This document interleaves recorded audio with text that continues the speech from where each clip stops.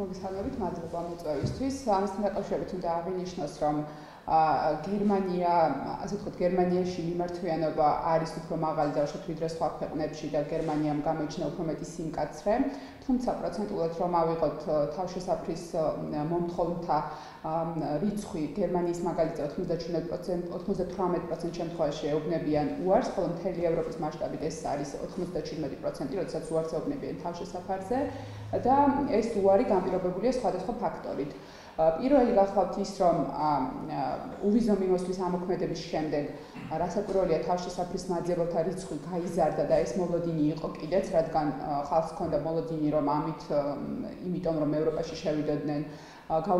გაუმარტივდებოდა თავშესაფრის მოთხოვნა, თუმცა უვიზო მიმოსვლის ამოქმედებას სწორედ ეს დაედო ძირითადად საფუძვლად, რომ გამარტივებული იყო მიმოსვლა, მაგრამ გამარტივებული იყო ტურისტული ან მოკლევადიანი სასწავლო მიზნებით, ან დავუშვათ ახლობლების მონახულების მიზნით წასვლა ევროპის ქვეყნებში. რაც შეეხება უარს, ეს არის განპირობებული იმით, რომ კონკრეტული, ასე ვთქვათ, კონკრეტულად უნდა ქონდეთ გარკვეული მიზეზი, რომლის გამოც უნდა დაასაბუთონ, რომ ისინი საქართველოს იდევნებიან. ადრე იყო ხოლმე, რომ ჯანმრთელობის მდგომარეობის გამო მიმართავდნენ და იყო მთელი რიგი, ასე ვთქვათ, დაავადებები, რომელიც საქართველოში არ იკურნებოდა, ან იყო ძალიან დიდ თანხებთან დაკავშირებული, თუმცა და ძირითადად ეს ეხებოდა ხოლმე C-ჰეპატიტთან დაკავშირებულ პრობლემას, თუმცა ჯანდაცვის, ასე ვთქვათ, რეფორმის შემდეგ ეს პრობლემა მოიხსნა და მოგვარებულია, რის გამოც ამ მოტივით ეუბნებიან უარს თავშესაფრის მიღებაზე. არის ხოლმე გამონაკლისი შემთხვევები, როდესაც გადაუდებელ, ასე ვთქვათ, საჭიროების მქონე ადამიანს აძლევენ დროებით ბინადრობის ნებართვას მის განკურნებამდე, თუმცა არ გულისხმობს, რომ მას აძლევენ მუდმივ ბინადრობის ნებართვას და გამოჯანმრთელების შემდეგ მას მისდის ოფიციალური წერილი, რომ უნდა დაატოვოს ნებაყოფლობით ქვეყანა, წინააღმდეგ შემთხვევაში იქნება გამოძევებული. ასევე მაგალითად იყო სხვადასხვა საკითხები, როდესაც ისინი ამბობდნენ, რომ საქართველოსთან დევნიდნენ და ქმნიდნენ გარკვეულ დოკუმენტებს. თუმცა საქართველოს ძალიან ბევრი ქვეყნისთვის არის უსაფრთხო ქვეყნების სიაში შესული და აქედან გამომდინარე,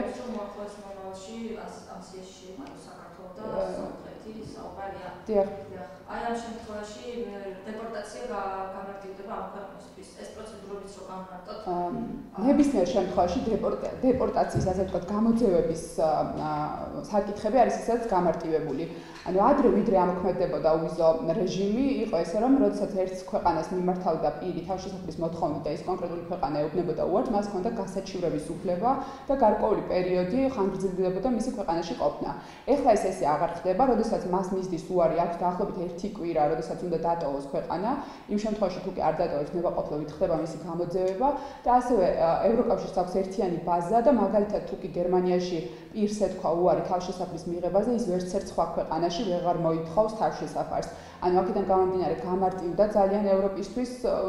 მოქალაქეების გამოძევება, გამომდინარე იქიდან, რომ ეს ბაზა არის ერთიანი. და ეს, როგორც აღნიშნეთ, თვითონ ამ საბუთების განხილვაც არის ძალიან შემჭიდროვებული ვადებში და ხშირ შემთხვევაში არის ხოლმე რამოდენიმე დღეზე საუბარი. ანუ ადრე იყო, რომ მაგალითად 6 თვე შეიძლებოდა ქონოდათ მოლოდინის რეჟიმი, თუმცა ეხლა შესაძლოა რამოდენიმე დღეშიც კი უთხრან უარი, თუ არ აქვს დაუშვათ რაღაც გარკვეული დოკუმენტები შექმნილი, რომლის განხილვასაც სჭირდება რაღაც ვადა. აი ამ პროცესების პარალელურად ვიზა ლიბერალიზაციას ემუქრება თუ არა საფრთხე და შეჩერების მექანიზმის ამოქმედების ალბათობა რამდენად მაღალია. ამ ეტაპზე ვერ ვიტყვით, რომ ემუქრება საფრთხე, იქიდან გამომდინარე, რომ ეს დარღვევასთან დაკავშირებით მოლოდინები ისედაც იყო, რა თქმა უნდა, ყველა ქვეყანას ჰქონდა ეს პრობლემა, რომელსაც ამოქმედდა, ასე ვთქვათ, უვიზო მიმოსვლის რეჟიმი, თუმცა თუ კი გაგრძელდება, რა თქმა უნდა, და მასიურად მიიღებს ეს ქმედებები მასიურ ხასიათს მიიღებს, რა თქმა უნდა, შესაძლოა იმსჯელონ და თუ კი ერთმა ქვეყანამ მაინც თქვა, რომ მას აღარ სურს საქართველოს მოქალაქეებმა უვიზო მიმოსვლით ისარგებლოს, უნდა განიხილონ ეს საკითხი და რა თქმა უნდა, იქნება პრობლემა და სწორედ ეს იყო, რომ გერმანიის მაგალითზე დაიწყო, ასე ვთქვათ, მესამე ტალღის კამპანია, ეს იყო ჯერ კიდევ მარტის თვეში, როდესაც მთელ საქართველოში ცნობიერების ამაღლების კამპანია ტარდებოდა სხვადასხვა ორგანიზაციების და ნატოს საინფორმაციო ცენტრის მიერ, რომ ასე ვთქვათ, საქართველოს მოქალაქეებს მოუწოდებდნენ, რომ არ დაერღვიათ სტორეთეს უვიზო მიმოსვლის რეჟიმი. აქვე მინდა აღნიშნო, რომ არის შემთხვევები, როდესაც მიდიან ადამიანები და 90 დღის განმავლობაში მუშაობენ და ძირითადად ამ შესაძლებლობას იყენებენ იმისთვის, რომ მოკლევადიანი სამუშაო ვიზიტებით წავიდნენ, რაც არ არის თავისთავად ნებადართული, თუმცა ასე ვთქვათ, არადოკუმენტირებულად და არალეგალურად მუშაობენ და სწორედ ეს იყო ამ კამპანიის დროსაც ჩვენ ძალიან ბევრჯერ თქვით ის, რომ თუ კი ადამიანები აპირებენ წასვლას სხვადასხვა ქვეყანაში მოკლევადიანი სამუშაო ვიზიტით, რა თქმა უნდა, არალეგალურად, ისე მაინც გააკეთონ, რომ ეს არ დაარღვიონ და სხვა იმ ადამიანებს არ შეუქმნონ საფრთხე, რომელსაც მართლა ტურისტული ან დაუშვათ სხვა მიზნებისთვის უნდათ ამ შესაძლებლობის გამოყენება. Right, თავი რეკომენდაციაში სწორედ სახელმწიფო უწყებებთან თქვენ ასეთ ცნობიერების ამაღლება. ზოგადად შევისაუბრეთ, თავი რეკომენდაციები რა გიქნება და როგორ უნდა განიმტოს ეს პირველი, რაც არის ძალიან მნიშვნელოვანი, თვითონ ცნობიერების ამაღლება რატომ არის მნიშვნელოვანი, იმიტომ რომ ძალიან ბევრი რეკომენდაციები ეძლევათ ხოლმე წამსვლელებს, ასე ვთქვათ, სხვადასხვა ჯგუფების და სხვადასხვა ინტერნეტის საშუალებით. ეს ძირითადად არის ხოლმე იმ დოკუმენტების ჩამონათვალთან დაკავშირებული, რაც არის აუცილებელი უვიზო მიმოსვლის სარგებლობის დროს. და ძირითადად ამბობენ ხოლმე, რომ მაგალითად, როდესაც არის საჭირო უკანდასაბრუნებელი ბილეთი გქონდეს, ან დაუშვათ ერთ დღეზე გქონდეს 50 евро, ის რაც არის დადგენილი ოფიციალურად სავალდებულო ნორმა, არ ჭირდება და აი ამბობენ თავიანთ მაგალითად, რომ მე მაგალითად არ მომთხოვეს და ასე შემდეგ. და ძირითადად ეს ხდება ხოლმე, რომ როდესაც აეროპორტებიდან არც უშვებენ და აბრუნებენ პირდაპირ მებაჟო კონტროლიერები აბრუნებენ უკან საქართველოში არის ხოლმე კონკრეტული მიზეზები მითითებული და ეს უნდა ითქვას, რომ არავის არ უშვებენ ქვეყნიდან დაუსაბუთებლად, ყველას ეუბნებიან თუ კონკრეტულად რა მიზეზით აბრუნებენ უკან, ძირითადად არის ხოლმე, რომ მაგალითად მან ვერ დაასაბუთა იმ კონკრეტული ქვეყანაში ჩასვლის მიზანი, ან დაუშვათ არ ქონდა საკმარისი თანხა. აქედან გამომდინარე ძალიან მნიშვნელოვანია, რომ ზედმიწევნით ყველამ გაითვალისწინოს, რა არის საჭირო იმისთვის, რომ ისარგებლო უვიზო მიმოსვლით. ამ მხრივ, რა თქმა უნდა, აქვთ ინფორმაცია, მაგრამ უფრო მნიშვნელოვანი იქნება, რომ მეტად იყოს, მეტად თვითონ დიდი როლი აქვს ხოლმე ადგილობრივ თვითმმართველობებსაც ესეთ დროს, იმიტომ რომ მაგალითად დიდ ქალაქებში უფრო მარტივია მოსახლეობისთვის ხმის მიწვდენა, მაგრამ არის რეგიონები, სადაც ნაკლები ინფორმაცია აქვს და უფრო საჭირო რომ ჩართული იყოს სხვადასხვა უწყებები იმისთვის, რომ ამ ხალხმა გაიაზროს, იმიტომ რომ ეს არის გარკვეულ ხარჯებთან დაკავშირებული, როდესაც მიდიხარ სხვა ქვეყანაში და როდესაც იქიდან ბრუნდებიან, გაძევებენ, ეს არის ძალიან ცუდი და ასევე მაგალითად არიციან დავუშვათ 90 დღე რომ არ არის 3 თვე და არის ხოლმე რომ 1 ან 2 დღის გადაცილების გამო მათ ექმნებათ პრობლემები. გარდა ამისა, მაგალითად იუსტიციის სამინისტროს აქვს ახალი რეგულაცია გვარის შეცვლასთან დაკავშირებით, რაც არის ძალიან მნიშვნელოვანი წინგადადგმული ნაბიჯი, იმიტომ რომ ბოლო დროს ძალიან გახშირდა გვარის შეცვლის გამო დამრღვევთა ხელმეორედ ვიზიტები ევროკავშირის ქვეყნებში და ეს არის ხარვეს პრინციპში ვერ დავარქმევთ ის, რომ პირადნობით არ ხდება ადამიანის იდენტიფიცირება, თუმცა ევროკავშირის ბაზას აქვს მხოლოდ სახელი და გვარით პიროვნების იდენტიფიცირების სისტემა და შესაბამისად ამას ძალიან კარგად იყენებდნენ და იყო შემთხვევები, რომ არაერთხელ იცვლიდნენ გვარს. ანუ ამ მკაცრი რეგულაციების ამოქმედებით ფაქტობრივად ქვეყანა იქნება დაცული და სხვა ადამიანებსაც არ შეექმნებათ საფრთხე. შესაბამისად იგეგმება კიდევ სხვა ღონისძიებებიც, რაც იქნება მნიშვნელოვანი, თუმცა მე პირადად დავუშვათ იმას, რომ აქედანვე მესაზღვრის მიერ გაკონტროლდეს ის თანხასთან დაკავშირებით ამ ის ჩამონათვალი, რაც არის, რა თქმა უნდა, მნიშვნელოვანია, მაგრამ ის, რომ საქართველოდანვე არ მოხდეს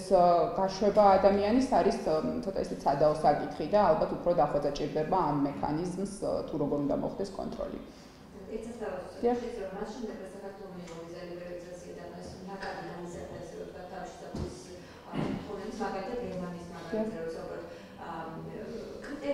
შეიცვალა, უფრო არის გამგაცრებული, ან ზოგადად გერმანიის ყველა ქვეყანასთან მიმართებაში, ან კონკრეტულად საქართველოსთან მიმართებაში, რაიმე შეიცვალა?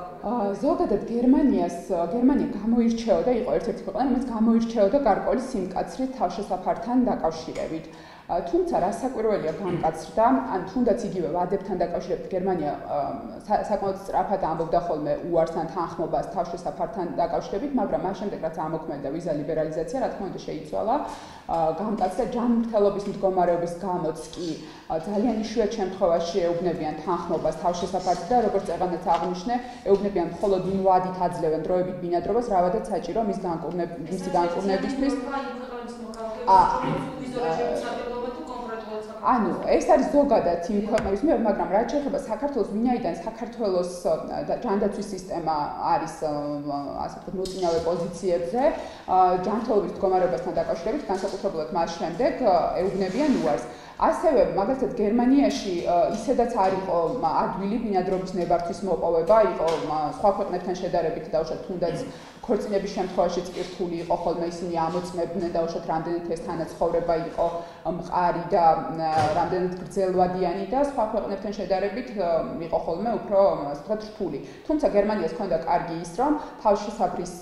მაძიებლებისთვის იყო საცხოვრებლით უზრუნველყოფა, მართალია ეს საცხოვრებლით უზრუნველყოფა ეს პირობითია და არ იყო ძალიან იდეალური პირობები, მაგრამ არის გარკვეული ქვეყნები, მაგალითად საფრანგეთი, რომელიც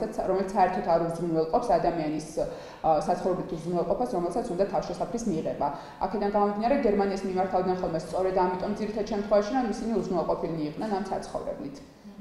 მაგრამ შევაჯამოთ ამ ეტაპზე ესეთი მოლოდინები, რომ შეიძლება საფრთხე დაემუქროს ამ პროცესს არის. მოლოდინი არის გამომდინარე ამ სტატისტიკიდან, რომელიც ზუსტი ამ ეტაპზე არ არის, იმიტომ რომ ძირითადად ხდება გამსვლელთა რიცხვის და შემოსვლელთა რიცხვის შედარება, მაგრამ არიან ადამიანები, რომლებიც გავიდნენ, თუმცა იქ გაიგრძელეს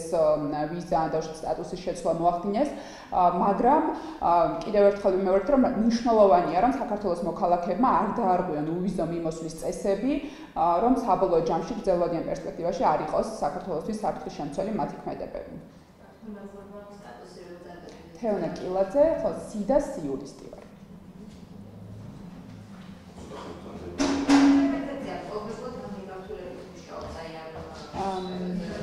ანუ ჩვენ გვაქვს პროექტი ესეთი პარტნიორობა მიგრანტთა უფლებებისთვის. ამ პროექტის ფარგლებში თანამშრომლობთ იუსტიციის სამინისტროსთან, საგარეო საქმეთა სამინისტროსთან, ლტოლვილთა და განსახლების სამინისტროსთან, მიგრაციის საერთაშორისო ორგანიზაციასთან და ერთობლივად ანუ ვახორციელებთ ცნობიერების ამაღლების კამპანიას, გარდა ამისა უფასო იურიდიულ კონსულტაციას ვუწევთ როგორც ამჟამინდელ, ასევე დაბრუნებულ და პოტენციურ მიგრანტებს. განსაკუთრებით ვეხმარებით ხოლმე მაგალითად მიგრაციაში მყოფ ქართველებს, რომლებსაც აქვთ აქ გარკვეული ტიპის პრობლემები და ჭირდებათ სასამართლოში წარმომადგენლობის განხორციელება და რაც თანხებთან არის დაკავშირებული, ჩვენ ამ პროექტის ფარგლებში უფასოდ ვუწევთ ამ სერვისს და არის ძალიან კარგი შესაძლებლობა ამ ადამიანებისთვის, რომ მიიღონ ძალიან დეტალური ინფორმაცია ყველა საკითხზე. ჩვენ ასევე ამ პროექტის ფარგლებში შექმნილი გვაქვს ვებგვერდი migrant.g, ასევე გვაქვს Facebook გვერდი, ესე ვთქვია ინდივიდუალური დახმარება საქართველოსთან წასულ მიგრანტებს და 24 საათის რეჟიმში, 20 საათიან რეჟიმში, როდესაც გვირეკავენ, ან გვწერენ ელექტრონული პოსტისთან და Facebook-ის მეშვეობით და Facebook-ი არის ყველაზე მოხერხებული კომუნიკაციის ფორმა, ჩვენ ეგრევე ვცემთ პასუხს და თუ საჭირო სასამართლოშიც სარჩელების შეგვაქვს და ძალიან ესეთი კარგი პროექტია და კარგი შესაძლებლობაა.